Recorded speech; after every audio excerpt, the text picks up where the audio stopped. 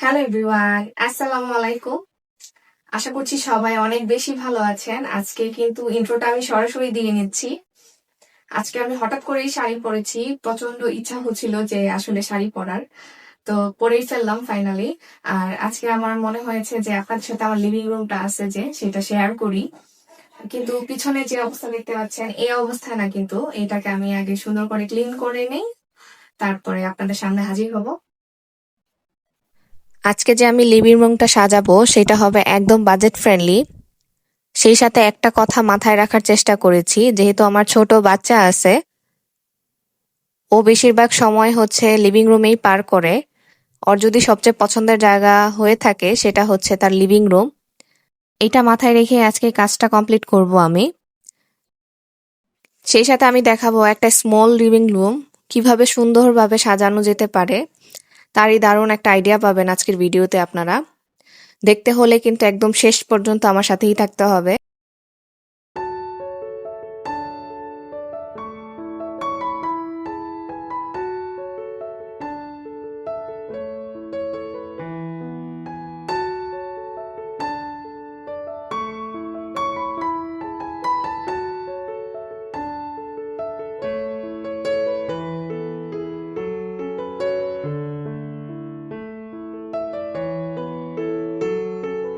আপনারা দেখতেই পারলেন সোফার উপরে কিন্তু অনেকগুলো গাড়ি রাখা ছিল। সে সারাক্ষণই হচ্ছে সোফার উপরে বসে এরকম গাড়ি খেলে আর হচ্ছে টিভি দেখে। আমি হচ্ছে গাড়িগুলোই হচ্ছে গুছিয়ে রাখলাম। আসলে ছোট বাচ্চা থাকলে আসলে যা হয়, গাড়িগুলো যতই গুছাই না কেন দেখা যাবে কিছুক্ষণ পরে আবার সেগুলো সোফার উপরেই চলে এসেছে। যেহেতু ও সারাক্ষণই সোফার উপর বসে থাকে, যেন সোফাটা নোংরা না হয় তার জন্য আমি হচ্ছে সিম্পল একটা চাদর বিছিয়ে রেখেছি। কারণ সোফার কভার আমার কাছে ভালো লাগে না। এই চাদরটা দেখা যায় অনেক সময় আমি হচ্ছে কেউ আসলে উঠিয়ে ফেলি তাড়াতাড়ি করে। এতে আমার কাছে মনে হয় আমার অনেকটা সুবিধা হয়।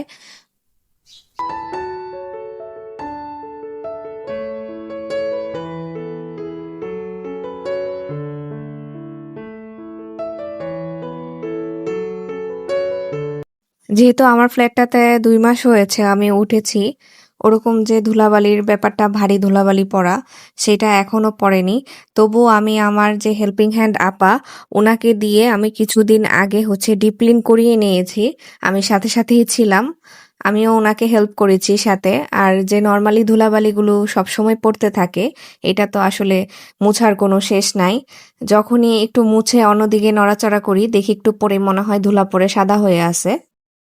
আমি গ্লাস ক্লিনার দিয়ে গ্লাসগুলো হচ্ছে পরিষ্কার করে নিচ্ছি।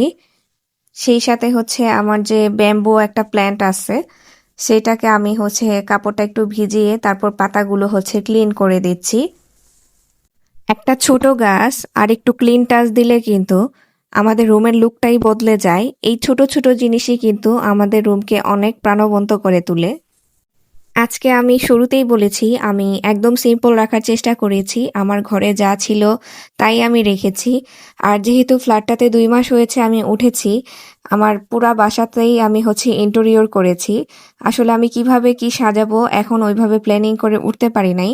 আর লিভিং রুমে আমার ঘরে যা ছিল আমি তাই দিয়ে সাজানোর চেষ্টা করেছি। এর জন্যই শুরুতে বলেছি সেটা হবে একদম বাজেট ফ্রেন্ডলি। আর যেই জিনিসগুলো দিচ্ছি এগুলো যে খুব দামি জিনিস দিয়ে আমি ঘরটা সাজাচ্ছি এমনটাও নয়।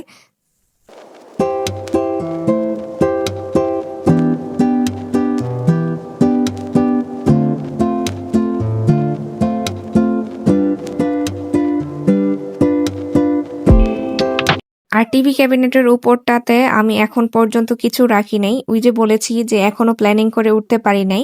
আর সেই সাথে হচ্ছে মাথায় আছে যে আমার ছেলে হচ্ছে, যেহেতু ও ছোট মানুষ, যদিও সে কোনো জিনিস নষ্ট করে না মাশাল্লাহ, সে সবসময় হচ্ছে এই ক্যাবিনেটটার উপরে হচ্ছে গাড়ি চালায়। দেখা যায় কিছু রাখতে গেলে তার অজান্তেই সেটা ভেঙে যেতে পারে। তবে ইচ্ছা আছে একটা সময় আমি এখানে হচ্ছে অন্যরকম ভাবে লুক দেওয়ার। আর শুরুতে আমি আরেকটা কথা বলেছিলাম, যেহেতু এই লিভিং রুমটা আমার ছেলের খুবই পছন্দের একটা জায়গা, দিনের বেশিরভাগ সময় সে এখানেই কাটায়। তার কথাটাও আমি মাথায় রাখার চেষ্টা করেছি, সে যেন এসেই হচ্ছে রুমটা দেখে অনেক খুশি হয়ে যায়। এর জন্য হচ্ছে আমি ওর খেলনাগুলো দিয়েই হচ্ছে টিভি ক্যাবিনেটের উপরে সাজিয়ে নিয়েছি।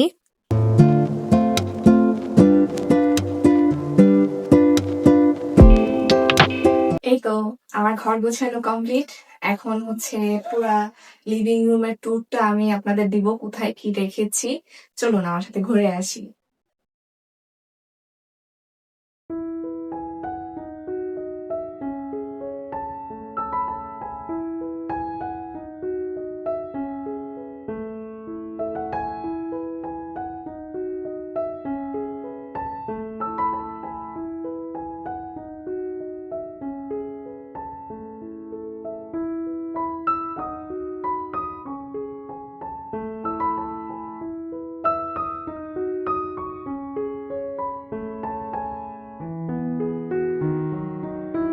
আমি কিন্তু শুরুতেই এক নজর দেখিয়ে দিয়েছি পুরো রুমটা। আগের অবস্থাও দেখেছেন আর এখনকার অবস্থাও আপনারা দেখতে পাচ্ছেন। পার্থক্যটা আসলে আপনারা নিজেরাই চিন্তা করে দেখেন। এখন আমি প্রত্যেকটা জিনিসই হচ্ছে একটু ডিটেলস বলার চেষ্টা করব। এখন যেই সোফাটা দেখতে পাচ্ছেন, এটা হচ্ছে এল শেপের একটা সোফা। এটা হচ্ছে আমি অ্যাশ কালার রেখেছি। আমার রুমটা যখন আমি সাজাবো প্ল্যান করেছিলাম, তখনই মাথায় ঘুরঘুর করতেছিল যে রুমে হচ্ছে ব্লু থিম রাখবো, তবে সেটা একটু কন্ট্রাস্ট কি দিলে ভাল লাগে ব্লু এর সাথে। তখন আমার মাথায় আসলো যে অ্যাশ কালার আমি সোফাটা দিব, আর সোফার যেই কুশনগুলো হয় সেটা আমি হচ্ছে ব্লু থিমেরই রাখবো। ইহানের বাবা হচ্ছে ব্লু থিমটা রাখতেই চায় নাই। তবে কি আর করার, যেহেতু আমার পছন্দ আমি একটু কন্ট্রাস্ট করার চেষ্টা করেছি, তার কাছে এখন সেটা মাসাল্লাহ লেগেছে। সোফার পিছন সাইডটাতে আমি একটা পার্টিশন দিয়েছি। পার্টিশনের ডিজাইনটা আমি এমন রাখার চেষ্টা করেছি যেন এখানে শোপিসও সাজানো যায়। আপাতত আমি এখানে ইনডোর প্ল্যান্ট রেখেছি, কারণ ইনডোর প্ল্যান্ট আমার কাছে খুবই ভালো লাগে। আর এখানে টি টেবিলটার উপরে আমি একটা ট্রে দিয়ে ব্যাম্বু প্ল্যান্টটা রেখেছি। সেই সাথে হচ্ছে ক্যান্ডেল স্ট্যান্ড রেখেছি, এটা আমি আড়ং থেকে নিয়েছিলাম। এটা হচ্ছে মাটির একটা ক্যান্ডেল স্ট্যান্ড, সাথে হচ্ছে ক্যান্ডেল রেখেছি। সেই সাথে হচ্ছে একটা বই রেখেছি, বসে বসে বোরিং লাগলে বইটা পড়তে পারে যেন।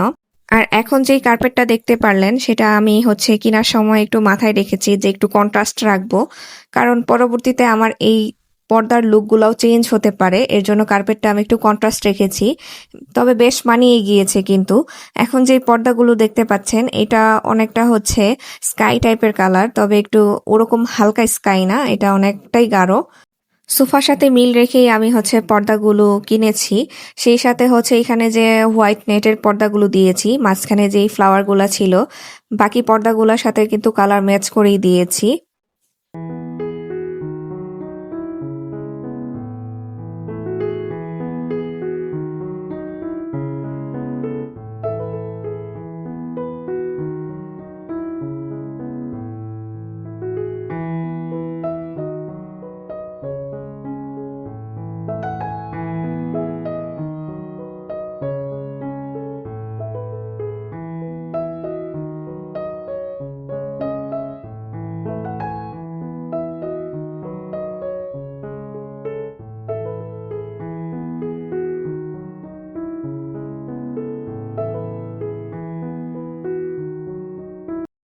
টিভি ক্যাবিনেটের কালারটা আমি হোয়াইট রাখার চেষ্টা করেছি।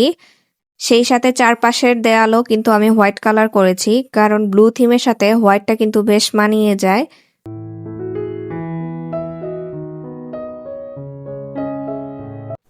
আমার লিভিং রুমটা বেশ ছোটই বলা চলে, কিন্তু জমিয়ে কিন্তু আড্ডা দেওয়া যায়। যেহেতু ছোট একটা লিভিং রুম, আমি বেশি কিছু দিয়ে সাজানোর চেষ্টা করি নাই, কারণ অনেকগুলো জিনিস কিন্তু রুমকে আরো বেশি ছোট করে ফেলে।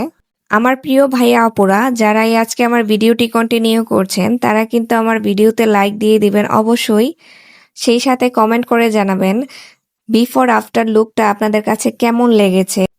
আমার অন্য রুমগুলোর লুক দেখতে চাইলে আপনারা কিন্তু কমেন্ট করে আমাকে জানাতে পারেন। এখন যে জিনিসটা দেখতে পারবেন সেটা খুবই অবাক করা একটা জিনিস। আমি কিন্তু ড্রয়িং রুমে আলমারি করেছি।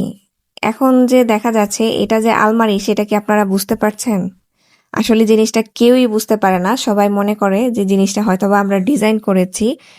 এখানে না অনেকটা জায়গা ছিল আলমারির মতো। প্রথমে প্ল্যান করেছিলাম যে এখানে হচ্ছে শোপিস রাখার জন্য জায়গা করব, কিন্তু এত পরিমাণে জায়গা যে আলমারির মতো। পরে ভাবলাম যে এখানে একটা আলমারি করে ফেলি, এটা আমার অনেক কাজে লাগবে। আর এমন ভাবে করেছি ডিজাইনটা, আসলে যে আলমারি করেছি সেটা আসলে বোঝার উপায়ই নাই। আজকের মতো বিদায় নিয়ে নিচ্ছি, দেখা হবে অন্য আরেকটি ভিডিওতে। লুকটা কেমন লেগেছে কমেন্ট করে জানাতে ভুলবেন না। আল্লাহ হাফেজ।